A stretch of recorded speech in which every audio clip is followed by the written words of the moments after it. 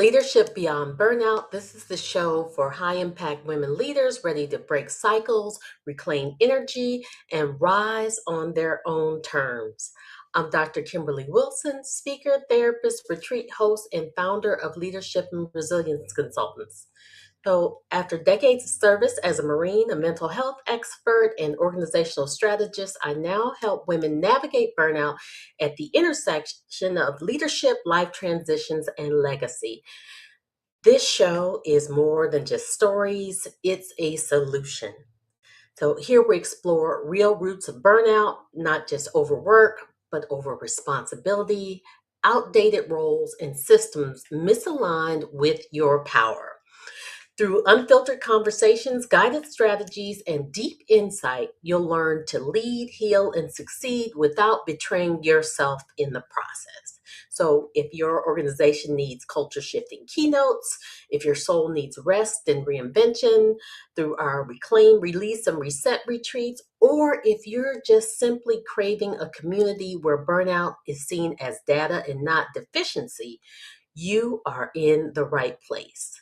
Here, we're going to stop normalizing exhaustion and start designing a life and leadership that fits you.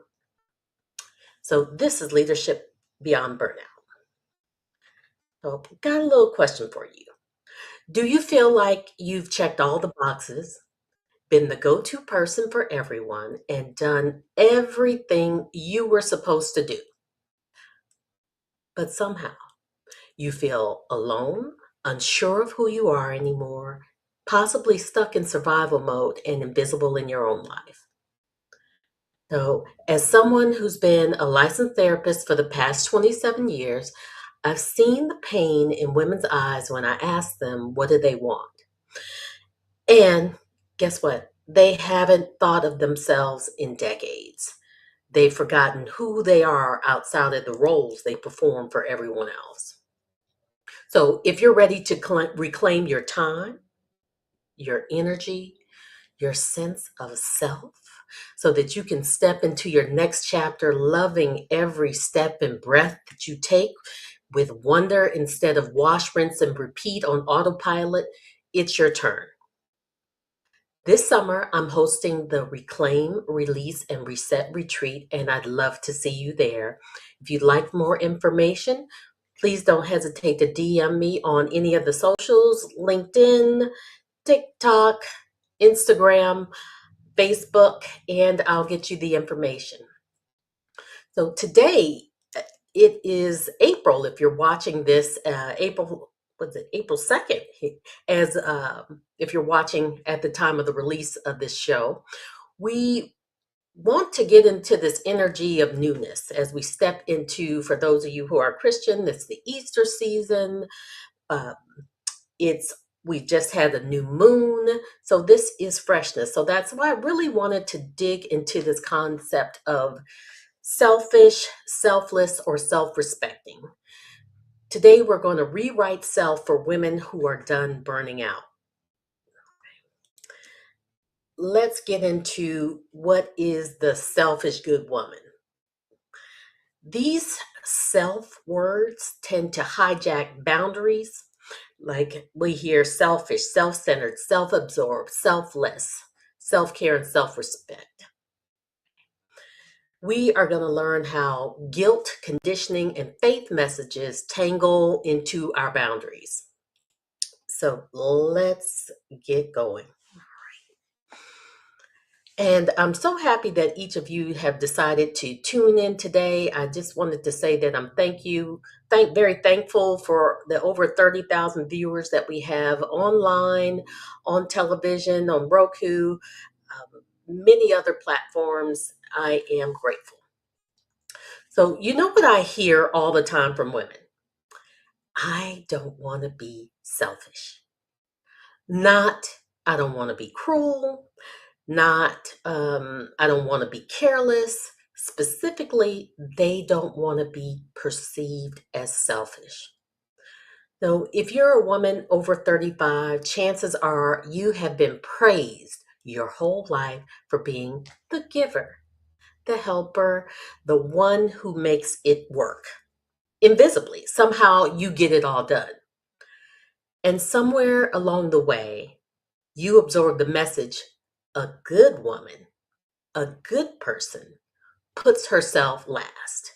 And now I know this phenomenon isn't exclusive to women.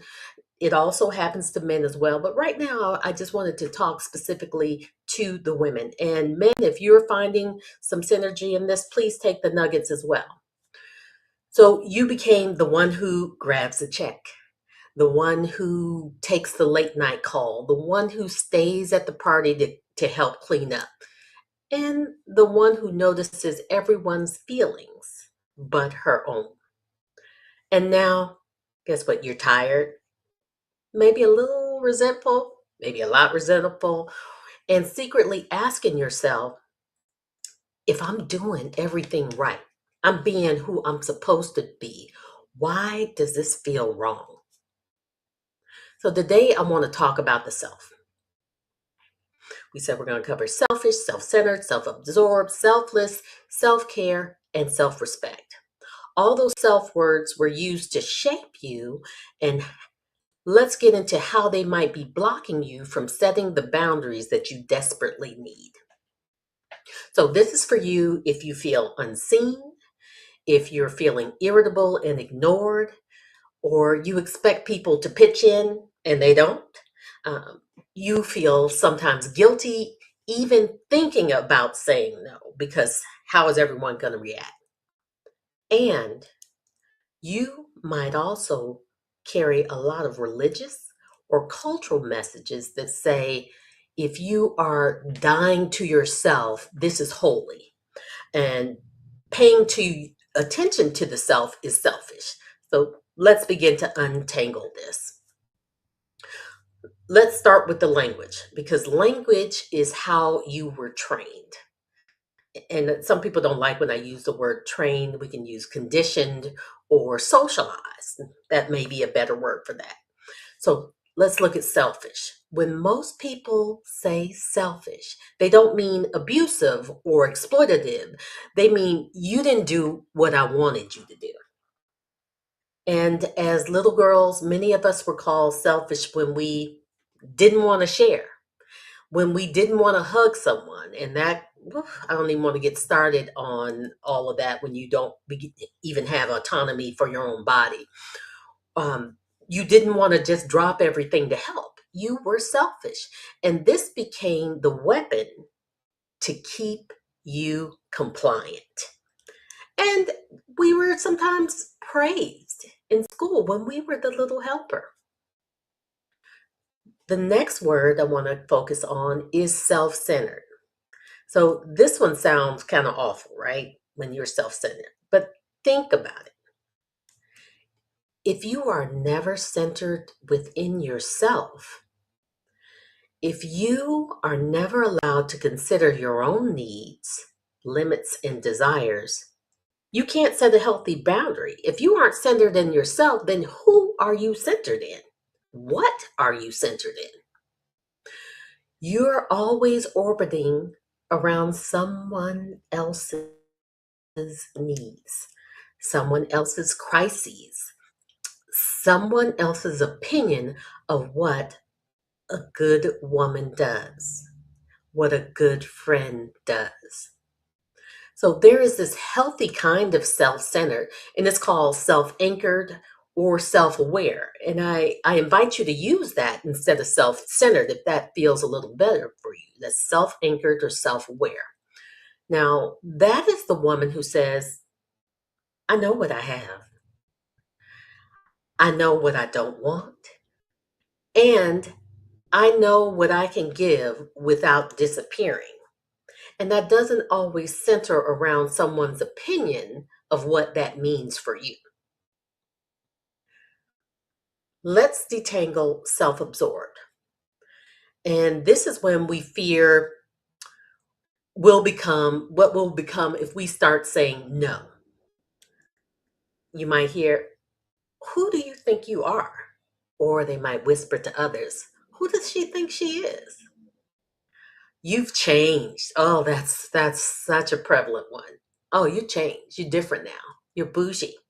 um, or you're so into yourself lately. But truly self absorbed people, they don't worry about being selfish. So just the fact that you are concerned that you're being that way means you're not. Self absorbed people are not sitting around ruminating on whether they hurt someone by resting. The ones who are feeling tortured are usually the complete opposite. Women who are hyper attuned to everyone else's needs, they are deeply disconnected from their own needs. I hope some of this is helpful and resonating for you all. So let's get into selfless. So this one is tricky, right? Because it sounds like a compliment. If you're selfless, I know being a former Marine, that's something that's used in awards so many times. With selfless dedication, they blah blah blah blah blah, whatever it is. But listen to the word self. That's the first word. That's the root word. And less. That's less you. That's less voice. That's less presence. Less awareness. If you are always selfless, then who's living your life? Who is parenting your children? Who is partnering in your relationships? Who is leading in your workplace? Who is the friend that's showing up?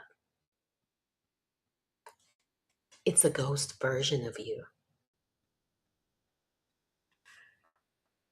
Selfless might be appropriate in emergencies. Absolutely. When you can put your own needs aside to help someone who's in distress.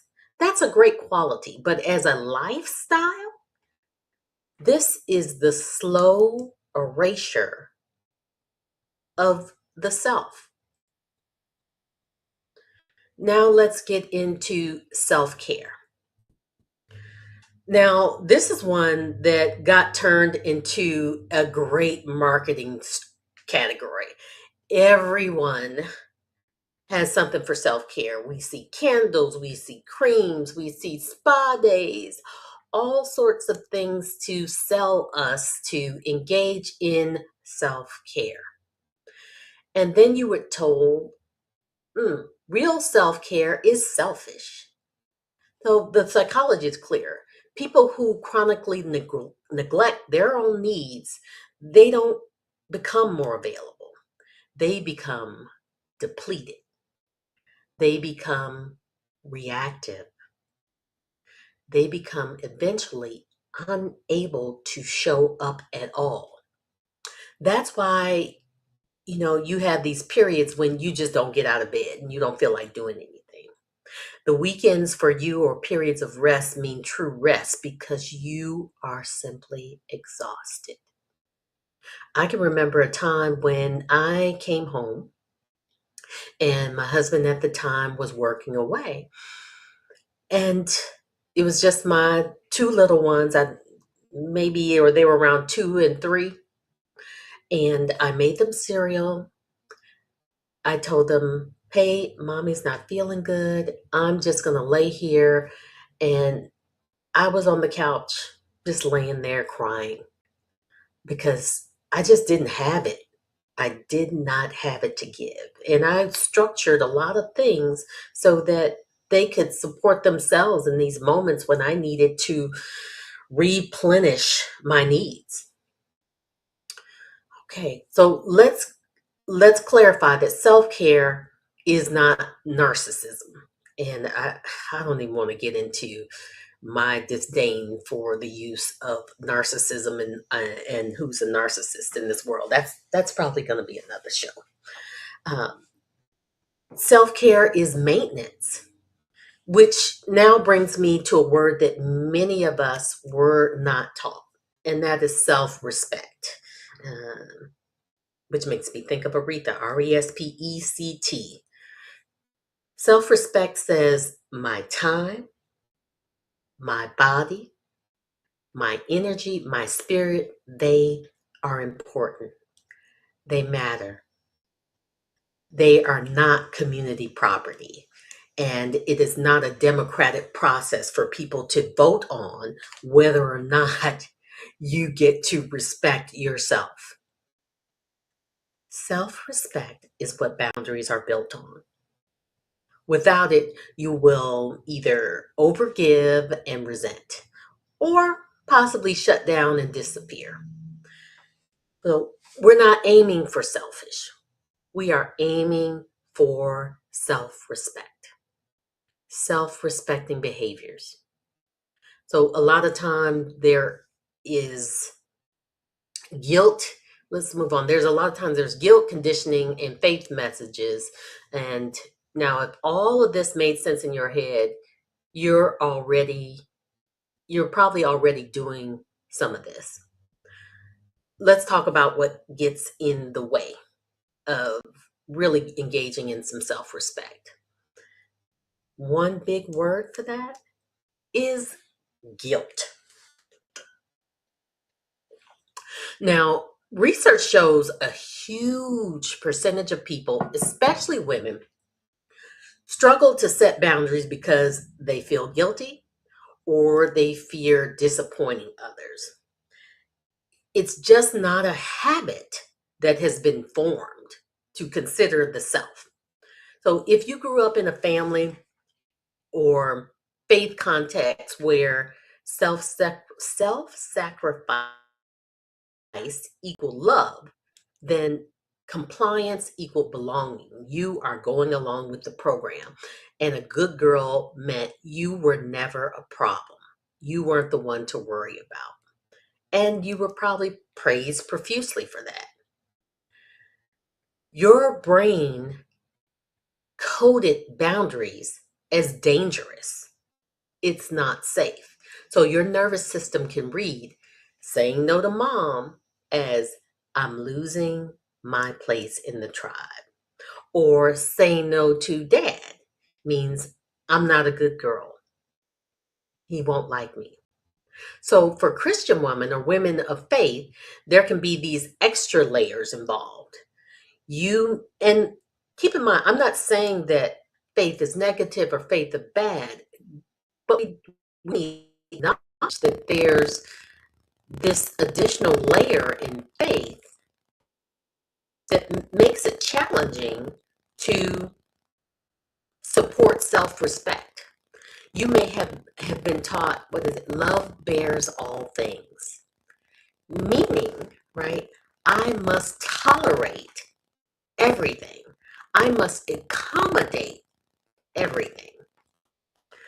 Or turning the other cheek. This means I never get to say this hurts. I never get to say I don't like this. Serving means my needs never count. So somewhere along the way, we've coded healthy boundaries as anti-faith, which is not the case. Many faith-informed therapists remind us that boundaries protect what God has entrusted to you, your heart, your time, and your calling.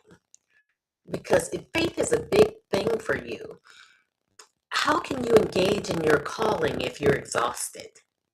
How can you serve if you're exhausted, running on fumes? You're not bringing your best self, and you may actually insult or disrespect the very people you're meaning to support or serve. So consider that. So let me say this again. It can be that honoring God means disappointing people sometimes. That's okay. So if you've internalized, if I say no, I'm a bad daughter. If I rest, I'm a bad mom. If I don't volunteer, I'm a bad Christian. Of course, you're going to feel stuck in this paradox. You are damned if you do or you're damned if you don't. Now, I'm curious, what if your guilt is not a sign that a boundary is wrong? What if it's a sign that the old conditioning is still loud and you may need to grow past that? And what if you let your good girl rules be wrong about you and you let your body be right about what it can't carry anymore? You begin to get more attuned to what your body is telling you that it needs. You listen, you serve, and you support. What if you believed that you setting boundaries is actually you modeling health for the women coming behind you, for the daughter, the nieces, the friends of friends who see you walking through life? So ponder that. Now, I want to give you a simple way to check yourself in real life to make sure things are going the way you need them to go. So when you are about to say yes or no, first, take a pause, take a breath.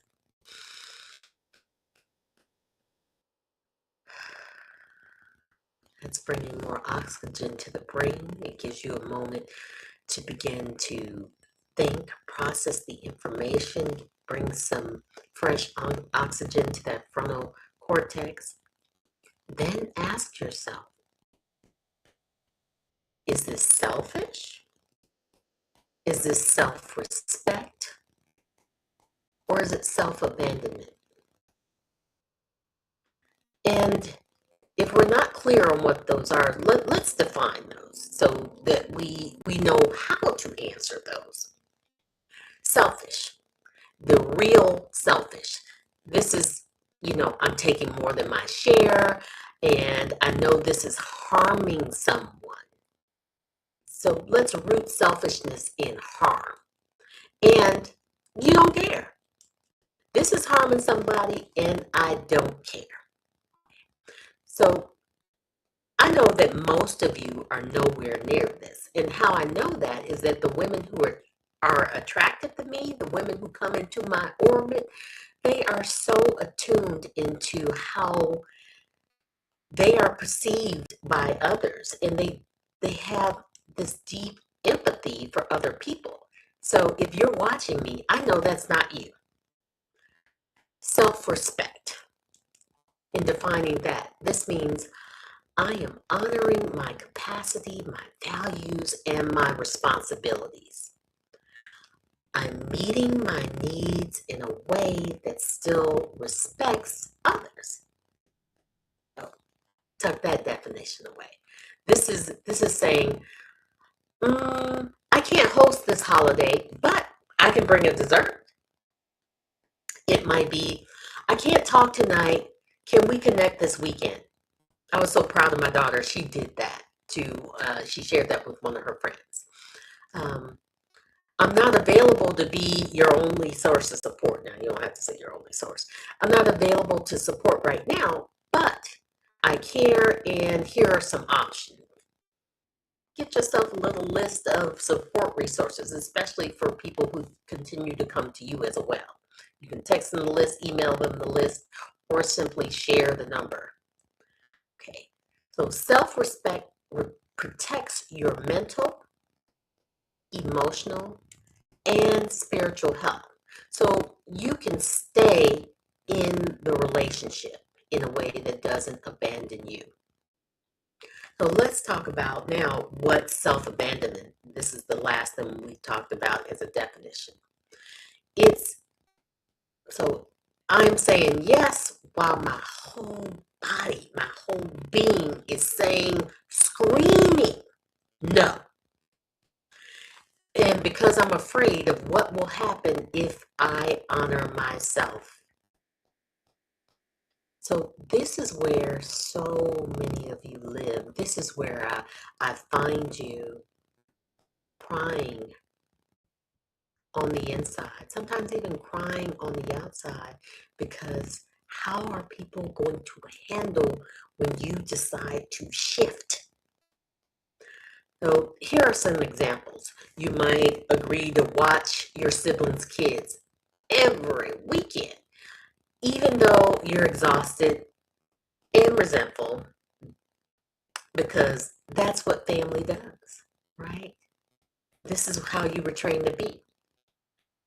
This could self-abandonment could also show up at work. So you stay late at work, even though you're not getting paid extra to finish somebody else's project because they got something else going on or they've had so much happen and you just want to be there for them because you're terrified of not being seen as a team player.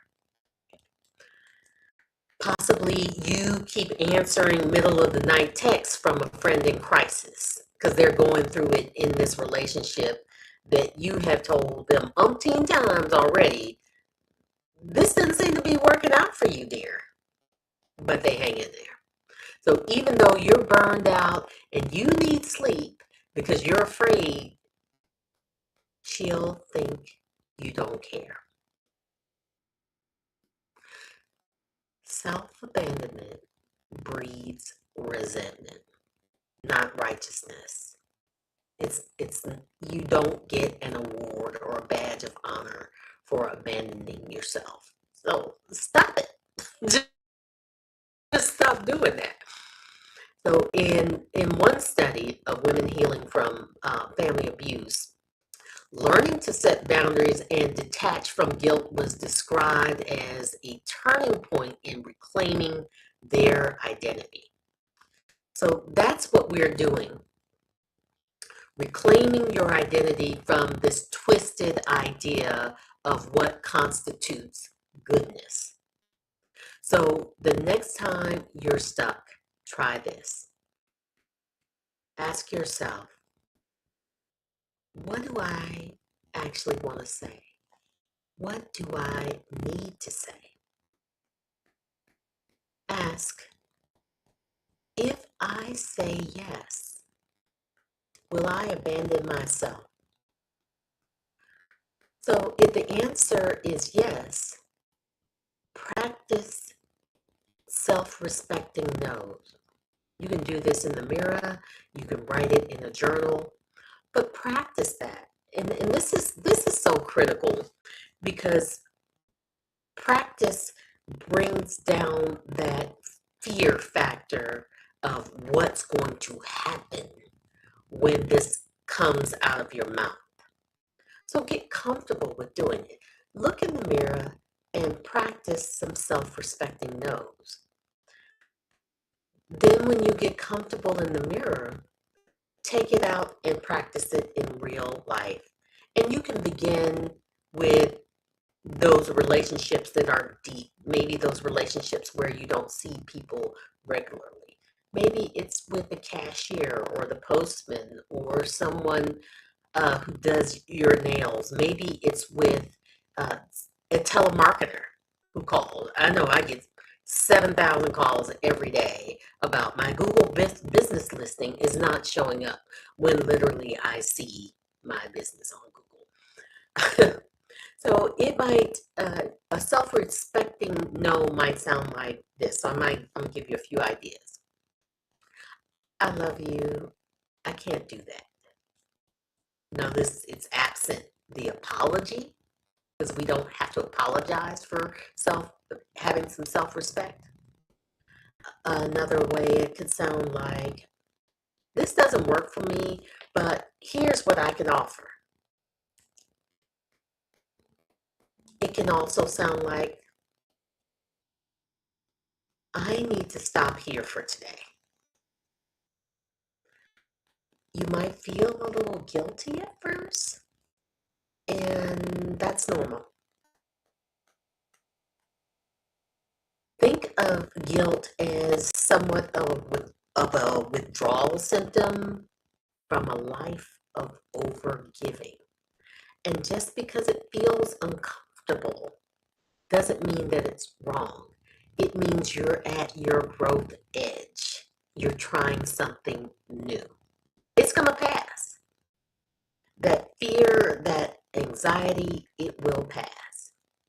Because you were never meant to live a life of constant self-abandonment and somehow trick yourself in believing that it's love, that it's goodness, that it makes you a better person. Self-centered or self-respecting in a healthy way means you are anchored in yourself. You know your limits, you know your yes, and you know your no. From this place, you can love better, you can serve clearer, cleaner, you can lead with clarity. So this week, going into next week, I want you to choose just one boundary, just one. And maybe it's no more yes right on the spot.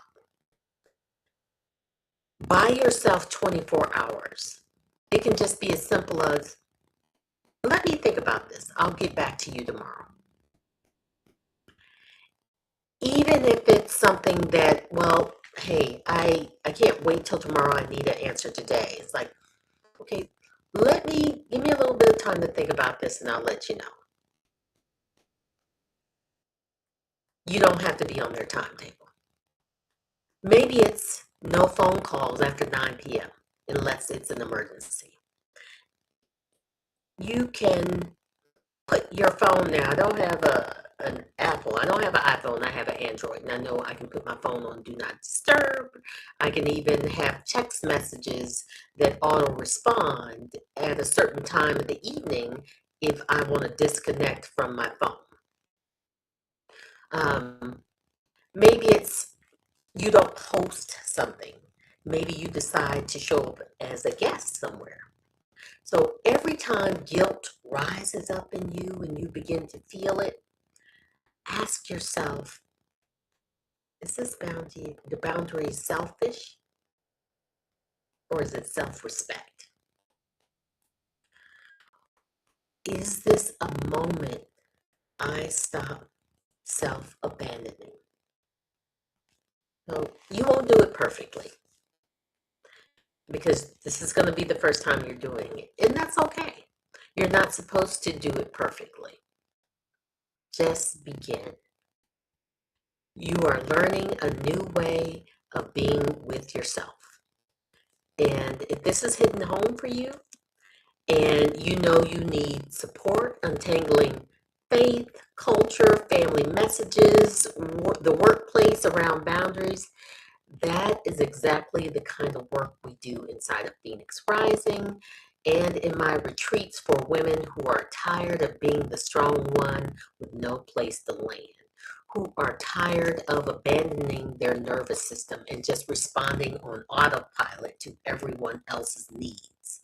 So we explore the nervous system side, the belief side, the practical scripts that we have in our head so that you're not just thinking about boundaries, you're actually living them so you can reclaim, release, and reset and live a life that you love. So you don't need to keep disappearing to prove you are good. You are allowed to be self-respecting. You are allowed to be seen. You are allowed to be whole. This is Leadership Beyond Burnout. I'm your host, Dr. Kimberly Wilson, and this is where you stop abandoning yourself. Until next time.